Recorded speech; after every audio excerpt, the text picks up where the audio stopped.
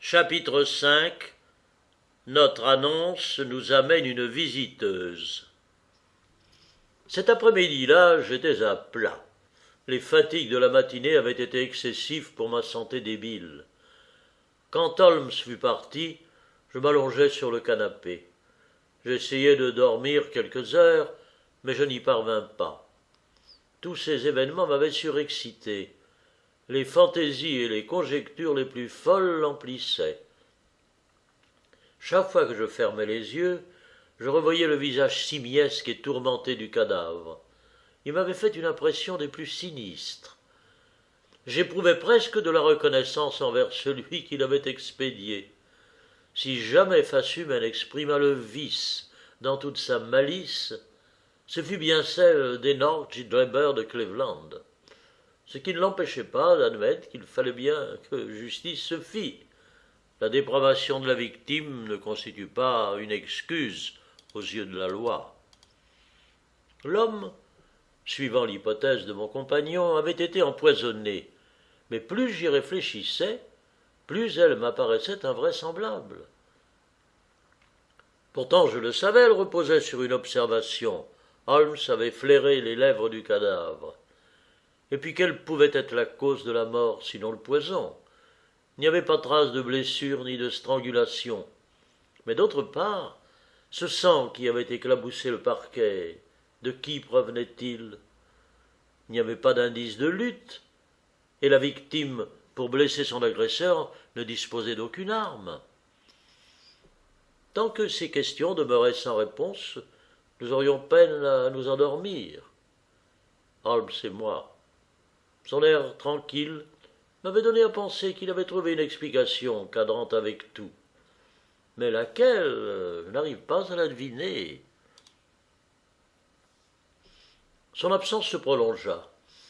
Le concert n'avait sûrement pas pu le retenir si longtemps. Quand il rentra, le dîner était servi.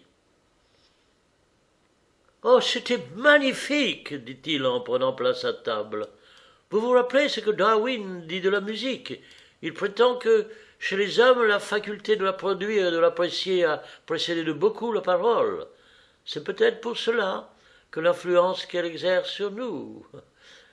Les premiers siècles de la préhistoire ont laissé dans nos âmes de vagues souvenirs. » « Voilà une idée bien vaste, dis-je. »« Oh, nos idées doivent être aussi vastes que la nature pour pouvoir en rendre compte, » répondit-il. « Mais qu'est-ce que vous avez? Vous ne semblez pas être dans votre assiette. Cette histoire de Lauriston Brothers vous a bouleversé? » ?»« Oui, je l'avoue, dis-je. Mes expériences dans l'Afghanistan auraient dû m'endurcir davantage. J'ai vu mes propres camarades taillés en pièces, sans perdre mon sang-froid. Je comprends cela. Il y a dans cette affaire un mystère qui met l'imagination en branle. L'horreur ne va pas sans l'imagination. Avez-vous lu les journaux du soir? Ah non. Ils rendent assez bien compte de l'affaire. Mais tous omettent de parler de la bague, c'est tant mieux. Comment cela? Jetez un coup d'œil sur cet avis, répondit-il. Je l'ai envoyé à tous les journaux ce matin. Il me passa le journal par-dessus la table et je regardai à la place indiquée. C'était la première annonce dans la colonne Objets trouvés. Elle était conçue en ces termes. Ce matin, à Brixton Road, on a trouvé une alliance en or unie sur la chaussée entre la taverne du Cerf Blanc et Holland Grove. S'adresser au docteur Watson, 221B Baker Street, entre 8 et 9 heures du soir. « Je m'excuse de m'être servi de votre nom, dit-il. Si j'avais donné le mien, quelques-uns de ces lourdeaux l'auraient reconnu et ils auraient voulu se mêler de mes affaires. »« Ah, vous avez bien fait, répondis-je, mais je n'ai pas d'alliance, pour peu que quelqu'un vienne. »« Ah, pardon, vous en avez une, fit-il en me remettant une bague. Celle-ci fera très bien l'affaire, c'est presque un fac-similé. » « Et qui cet avis nous amènera-t-il? Mais parbleu, l'homme aux vêtements bruns, notre ami aux joues lubicantes et aux talons carrés. S'il ne se présente pas en personne, il enverra un complice. Cette démarche ne lui semblera-t-elle pas trop compromettante? À mon avis, pas. Si mes suppositions sont justes, et j'ai tout lieu de le croire, cet homme risquera tout pour récupérer la bague. Pour moi, il l'a perdue en se penchant sur le cadavre de Drebber. Sur le coup, il ne s'en est pas aperçu, et c'est après avoir quitté la maison qu'il a constaté sa disparition. Alors, il est revenu sur ses pas en toute hâte. Mais par sa propre faute, parce qu'il avait laissé la bougie allumée, la police était déjà sur les lieux. Il simula l'ivresse pour écarter les soupçons qu'aurait pu faire naître son apparition à la grille. Maintenant, mettez-vous à la place de cet homme. Après réflexion, il doit s'être dit qu'il a peut-être perdu la bague dehors, sur la route. Alors que faire? Parcourir avec empressement les journaux du soir pour voir si la bague se trouve au nombre des objets trouvés. Naturellement, mon avis lui saute aux yeux. Il exulte. Pourquoi soupçonnerait-il un piège? Il ne peut imaginer que le docteur Watson établisse un rapport entre la bague et le meurtre. Il viendra, il vient, vous le verrez dans une heure. Et alors, demandai-je. Oh, je peux me charger de lui tout seul. Avez-vous des armes? Mon vieux revolver d'ordonnance avec quelques cartouches. Oh, vous feriez bien de le nettoyer et de le charger. Il se débattra avec l'énergie du désespoir. Je compte le prendre par surprise, mais il vaut mieux nous prévenir contre tout. J'allai dans ma chambre et je fis ce qu'il m'avait conseillé. Quand je revins avec mon pistolet, on avait enlevé le couvert. Holmes grattait son violon. « Cela se corse, dit-il, tout en continuant à se livrer à son occupation favorite. Je reçois à l'instant une réponse d'Amérique. Je ne me suis pas trompé. »« C'est-à-dire » demandai-je avec curiosité. « Si mon violon avait des cordes neuves, il n'en vaudrait que mieux, dit-il. Mettez votre pistolet dans votre poche. Quand le type sera là, parlez-lui d'un ton naturel. Je me charge du reste. Ne l'effrayez pas en le regardant avec trop d'insistance. » Il est maintenant 20 heures, dis-je en consultant ma montre. Oui, quelques minutes encore. Entr'ouvrez la porte. C'est bien comme ça. Bon, maintenant, mettez la clé à l'intérieur. Merci.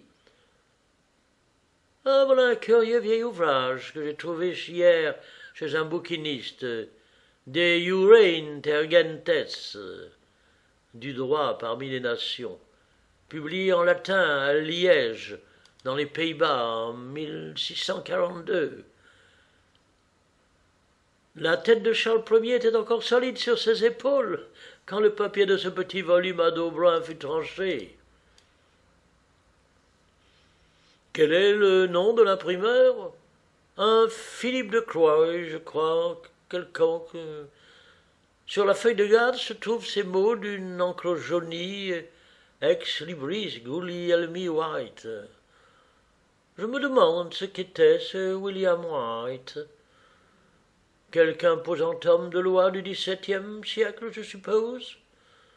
Son écriture a la tournure du droit. Ah, je crois que voici notre homme. Au même instant retentit un bref coup de sonnette. Doucement, Sherlock Holmes se leva et rapprocha sa chaise de la porte. Les pas de la servante résonnèrent dans le vestibule. D'un bruit sec, elle fit sauter le loquet. « C'est ici qu'habite le docteur Watson » demanda une voix distincte mais un peu éraillée. La réponse ne parvint pas à nos oreilles. La servante referma la porte. Quelqu'un se mit à monter l'escalier, d'un pas incertain et traînant, qui surprit mon compagnon, puis avança avec lenteur dans le corridor et frappa doucement. Entrez, criai-je. Au lieu de l'homme robuste et violent que nous attendions, nous vîmes entrer, traînant la jambe, une très vieille femme au visage tout ridé. Elle fit une révérence, puis se mit à fouiller dans sa poche. Elle avait des doigts nerveux, fébriles. Ébloui par l'éclat soudain de la lumière, ses yeux larmoyants tournés vers nous clignotaient. Je regardai mon compagnon et manquai d'éclater de rire. Il avait l'air si désappointé. La vieille finit par trouver un journal du soir et montrant du doigt notre annonce. « Oh, c'est ça qui m'a amené ici, mes bons messieurs, dit-elle avec une seconde révérence. La bague en or, Brixton Road.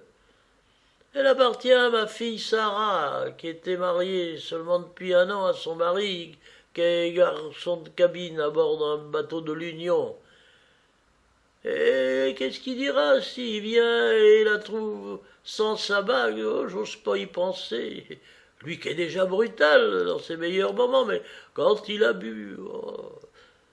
Si vous voulez savoir, Sarah est allée au cirque la nuit dernière en compagnie de... Cette bague est-elle la sienne? Demandai-je. Oh, Dieu soit loué! S'écria la vieille. C'est Sarah qui va être contente cette nuit, mais c'est bien sa bague. Et quelle est votre adresse? Demandai-je en prenant un crayon. 13 rue Duncan Olsditch. Fichu bout d'ici. Il n'y a pas de cirque entre Brixton Road et Houndsditch, fit sèchement Sherlock Holmes. La vieille dame tourna vers lui ses petits yeux bordés de rouge. C'est mon adresse que le monsieur m'a demandé, dit-elle. Sarah vit en garni au numéro 3, Mayfield Place, Peckham. Et votre nom est? Mon nom est Sawyer, et le nom de ma fille est Dennis, et Tom Dennis est son mari. Un bon gars, au fond, intelligent avec ça. Tant qu'il est en mer, pas de garçon de cabine plus considéré, mais d'amateur, ce qu'avec les femmes et ce qu'avec les débits de boisson. Emportez la bague, madame Sawyer, interrompis-je sur un signe de mon compagnon. Il est clair qu'elle appartient à votre fille, et je suis heureux de pouvoir la restituer à sa légitime propriétaire.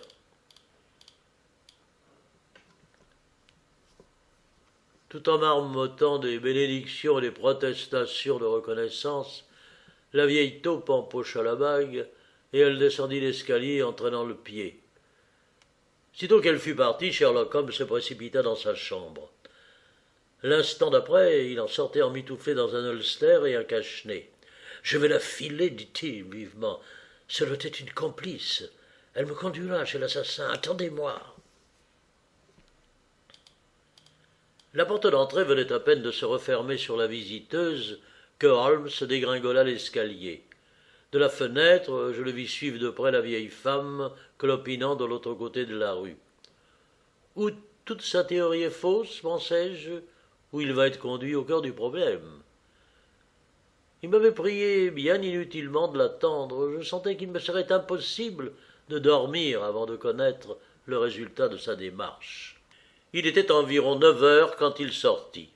J'ignorais à quelle heure il entrerait. Je m'installai stoïquement avec ma pipe et la vie de bohème de Murger.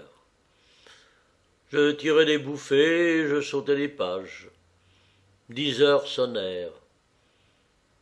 J'entendis le trottinement de la bonne qui allait se coucher. 11 heures. Le pas plus majestueux de la logeuse la conduisit à la même destination. Vers minuit, le bruit sec d'une clé m'avertit du retour de mon ami. Dès la porte, je vis à son air qu'il revenait bredouille. L'amusement et le dépit semblaient se disputer sa figure. Mais finalement, Sherlock Holmes partit d'un franc éclat de rire. « Je ne voudrais pas, pour tout l'heure du monde, que Scotland Yard apprit mon histoire, s'écria-t-il en tombant sur une chaise. Ces hommes m'en rebattraient à jamais les oreilles pour se venger de tous mes sarcasmes. Je peux me permettre de rire parce que je sais que tôt ou tard je prendrai ma revanche. Mais qu'est-ce qui s'est passé, demandai-je. Je vais vous faire rire à mes dépens, mais peu importe.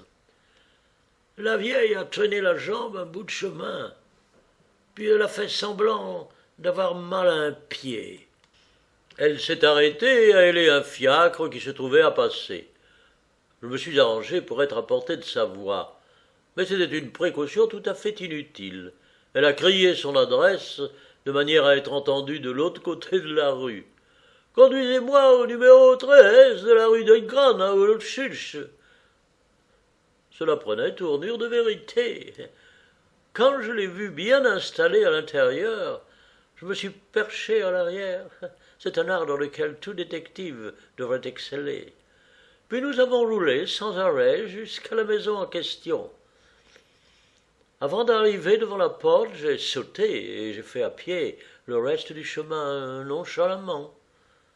Le fiacre s'est arrêté, le cocher est descendu, il a ouvert la portière, il a attendu.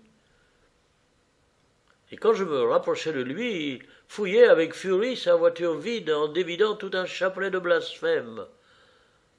De la voyageuse, plus signe ni trace. Je crains qu'il ne touche pas de sitôt le prix de sa course.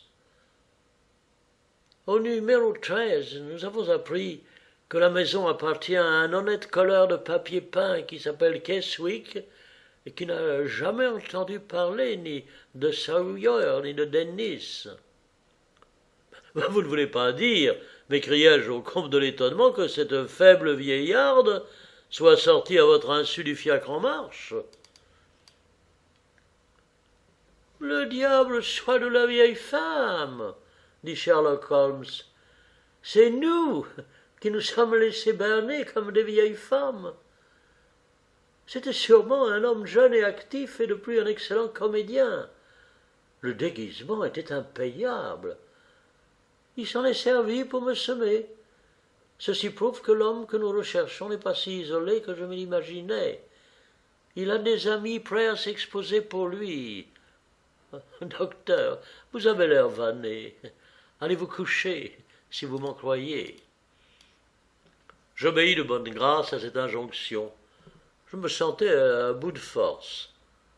Holmes resta assis devant le feu qui couvait sous la cendre. Il médita longuement sur le problème qu'il avait à cœur à résoudre. Fort avant dans la nuit, j'entendis en effet les gémissements mélancoliques de son violon. Chapitre 6. Tobias Gregson montre son savoir-faire. Les journaux du lendemain ne parlaient que du mystère de Brixton. Tous en donnaient un compte-rendu détaillé. Certains y consacraient même leur article de tête. Il contenait quelques renseignements nouveaux. J'ai gardé dans mes archives plusieurs coupures se rapportant à cette affaire. En voici un résumé. D'après le Daily Telegraph, les annales du crime fournissaient peu d'exemples de tragédies accomplies dans des circonstances plus mystérieuses. Le nom allemand de la victime, l'absence de tout mobile, la sinistre inscription sur le mur, tout dénonçait la main de réfugiés politiques et de révolutionnaires. Les socialistes comptaient aux États-Unis de nombreux adeptes. C'étaient ceux-ci qui, de toute évidence, avaient expédié Drebber pour une infraction quelconque à leur loi non écrite. Après une brève allusion à la Wemgericht, au Carbonari, à la marquise de Brinvilliers, aux assassinats de la grande route de Radcliffe, l'article s'achevait sur une remontrance au gouvernement. Il préconisait une surveillance plus étroite des étrangers en Angleterre. Les commentaires du Standard roulait sur le fait que de tels outrages à la morale publique avaient généralement lieu sous un gouvernement libéral. Ils étaient un effet de l'ébranlement des convictions dans les masses populaires et de l'affaiblissement subséquent de toute autorité. La victime était un Américain qui séjournait à Londres depuis quelques semaines. Il avait pris pension chez madame Charpentier à Torquay Terrace, Camberwell. Il avait pour compagnon de voyage son secrétaire particulier, M. Joseph Stangerson. Tous deux avaient pris congé de leur hôtesse le mardi 4 courant, et ils étaient partis pour la gare d'Euston, avec l'intention déclarée de prendre l'express de Liverpool. On les avait vus ensemble sur le quai, et de ce moment jusqu'à la découverte du cadavre de M. Drebber dans une maison inhabitée sur la route de Brixton, à plusieurs kilomètres d'Euston, on ne savait pas ce qu'ils avaient fait. Qui avait amené Drebber dans cette maison? De quelle manière y avait-il trouvé la mort? Mystère. On ignorait encore tout des allées et venues de Stangerson. On était heureux d'apprendre que messieurs Lestrade et Gregson, tous deux de Scotland Yard, instruisaient conjointement cette affaire. Le crédit dont jouissaient ces deux officiers de police en faisait augurer l'éclaircissement à brève échéance. Dans le Daily News, le caractère politique du crime ne faisait point de doute. Le despotisme, la haine du libéralisme qui inspirait les gouvernements du continent avaient eu pour effet d'attirer chez nous un grand nombre d'hommes qui auraient été d'excellents citoyens sans le souvenir amer des persécutions qu'ils avaient subies. Toute infraction au code d'honneur qui régissait ces hommes était punie de mort. Il ne fallait rien négliger pour trouver le secrétaire, Stangerson, et pour connaître certaines particularités des habitudes de Drebber. On avait fait un grand pas en découvrant l'adresse de la maison où il avait pris pension. Le résultat en était entièrement dû à la finesse et à la ténacité de M. Gregson de Scotland Yard. Sherlock Holmes et moi, nous lûmes ces articles en prenant notre petit déjeuner. Sherlock Holmes s'en amusa beaucoup. « Qu'est-ce que je vous avais dit? De toute façon, Lestrade et Gregson triompheront. Cela dépendra de la tournure des événements.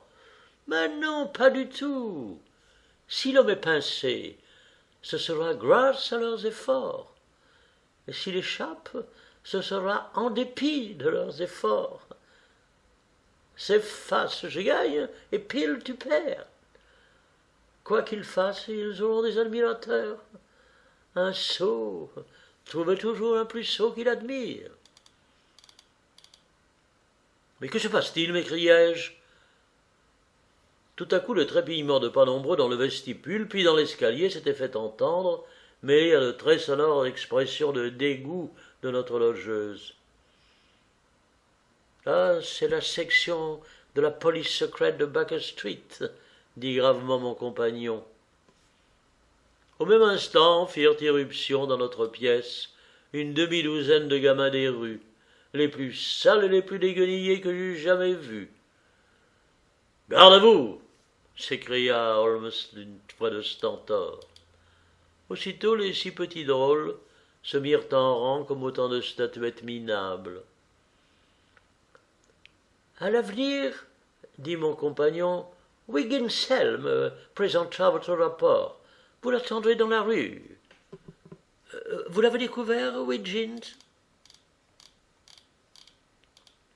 Non, monsieur, pas encore, dit un des enfants. Oh, je ne m'attendais pas à ce que vous réussissiez du premier coup. Poursuivez vos recherches. Voici votre salaire. Et il remit à chacun d'eux 1 shilling. Et maintenant, filez. Faites-moi un meilleur rapport la prochaine fois. Il fit un signe. Ils dévalèrent l'escalier comme des souris. L'instant d'après, dans la rue, ils percellèrent de leurs cris. Il y a davantage à obtenir d'un de ces petits mendiants que d'une douzaine de détectives, dit Holmes. La seule vue d'une personne à l'air officiel scelle les lèvres des gens. Ces gosses vont partout, ils entendent tout, et puis ils sont finaux. Tout ce qui leur manque, c'est l'organisation.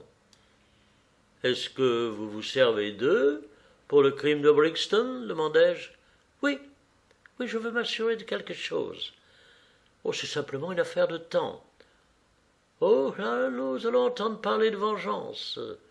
Voici Gregson qui descend la rue, le visage radieux. Il vient sûrement nous voir. Oui, il s'arrête.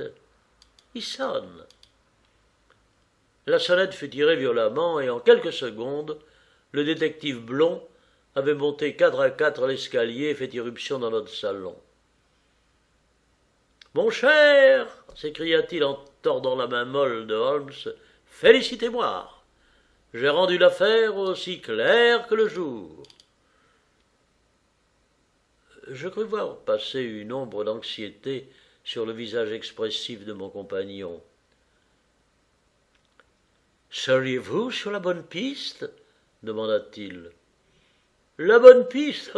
Nous avons arrêté le meurtrier. » « Et quel est son nom ?»« Arthur Charpentier, sous-lieutenant dans la marine de l'État, » articula pompeusement Gregson. Il gonflait sa poitrine et frottait ses mains grassouillettes. Sherlock Holmes poussa un soupir de soulagement. Le sourire reparut sur ses lèvres. « Asseyez-vous et prenez un cigare, dit-il. Nous sommes impatients de savoir comment vous vous y êtes pris. Du whisky avec de l'eau ?»« Volontiers, reprit le détective. Oh, les terribles efforts que j'ai fournis ces 2 derniers jours m'ont complètement épuisé.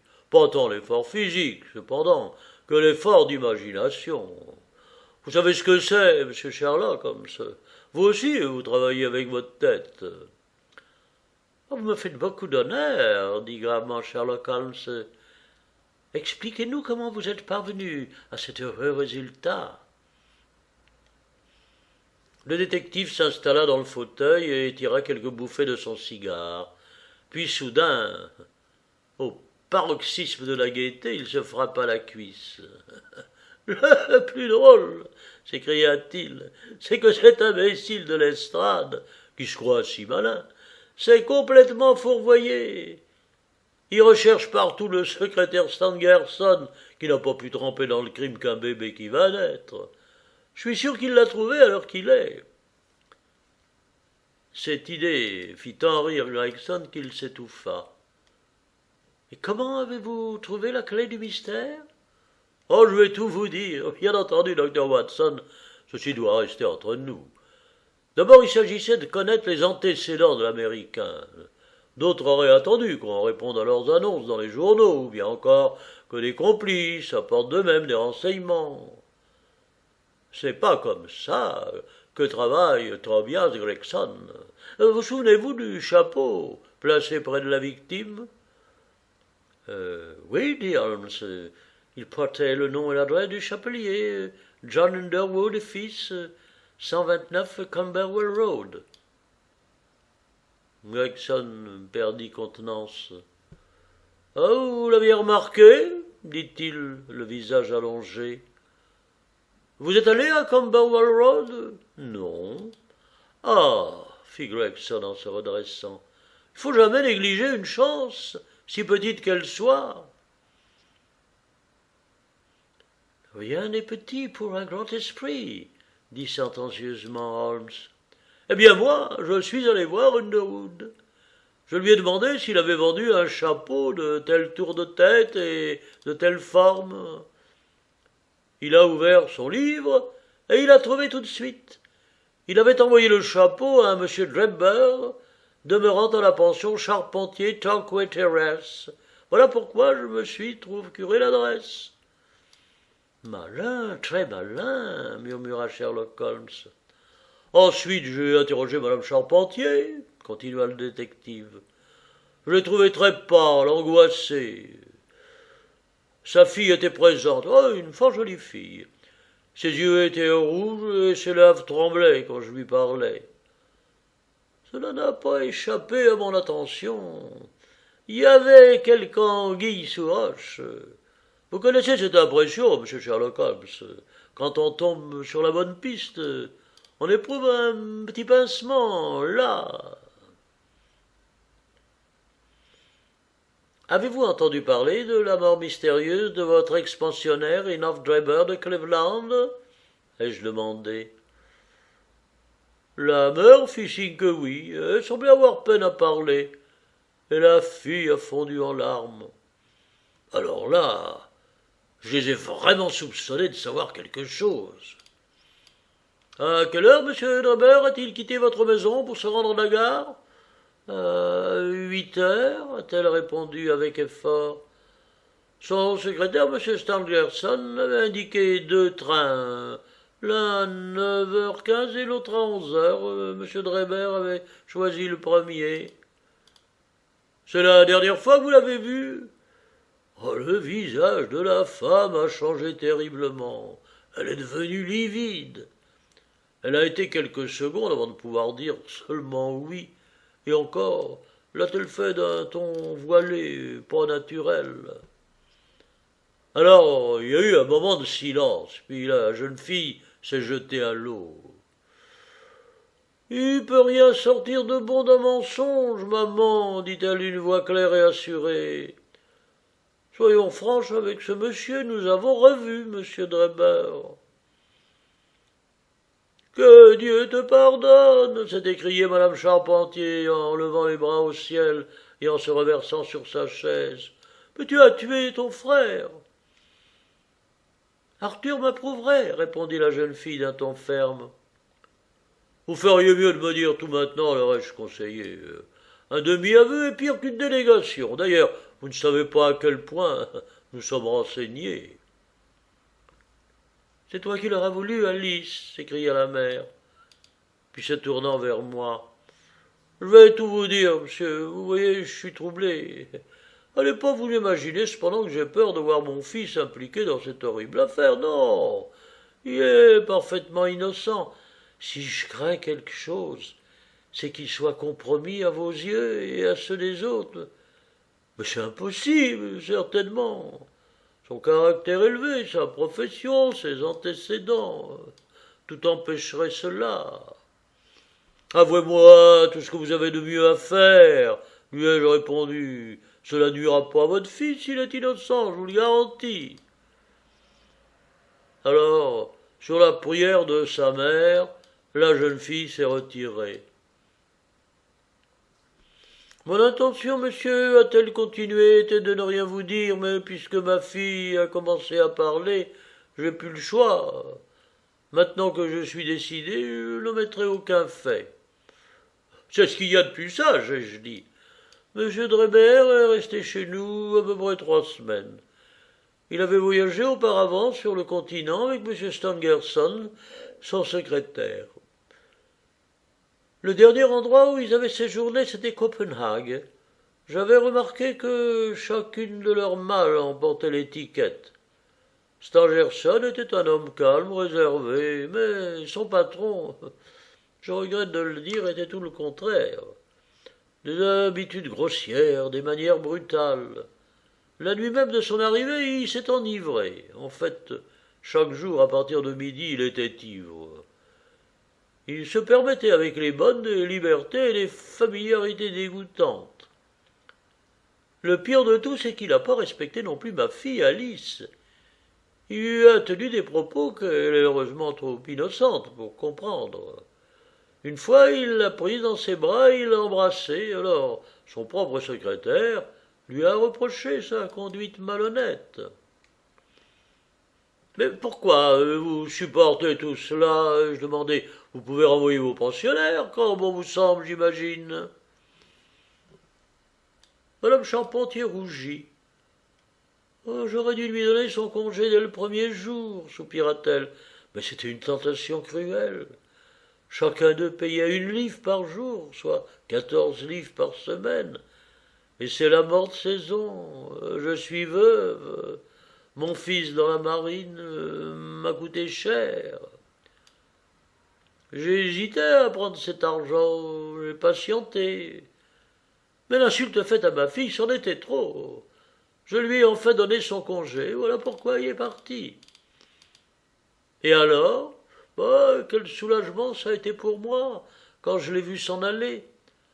Mon fils est en ce moment en permission, je lui ai rien dit de tout cela, parce qu'il est emporté et qu'il adore sa sœur. Quand j'ai refermé la porte sur ces Américains, ça m'a ôté un poids de dessus la poitrine. Hélas, moins d'une heure après, ce Drebber était de retour, plus ivre que jamais. Il a pénétré de force dans le salon où je me trouvais avec Alice, et il a dit en bredouillant qu'il avait manqué le train, à ce que du moins j'ai pu comprendre. Puis il s'est retourné vers ma fille, et à mon nez, il lui a proposé de s'enfuir avec lui. Vous avez le droit, disait-il, vous êtes majeur, j'ai de l'argent en quantité, plus qu'il m'en faut. Tenez pas compte de la vieille, venez tout de suite, vous serez comme une princesse. La pauvre petite était terrifiée. Elle a reculé, mais lui, il a saisi au poignet, et il l'a traînée vers la porte. Alors j'ai crié. Arthur est arrivé. Ce qui s'est passé ensuite, je ne peux pas vous le dire. J'osais pas regarder, tellement j'avais peur. Ça a été des jurons, puis des coups. À la fin, quand j'ai relevé la tête, j'ai vu Arthur qui riait devant la porte, sa canne à la main. Je ne pense pas que ce joli monsieur revienne nous embêter, a-t-il dit. Je vais le suivre un peu pour m'en assurer. Il a mis son chapeau, il est sorti, et c'est le lendemain que nous avons appris la mort mystérieuse de M. Drebber.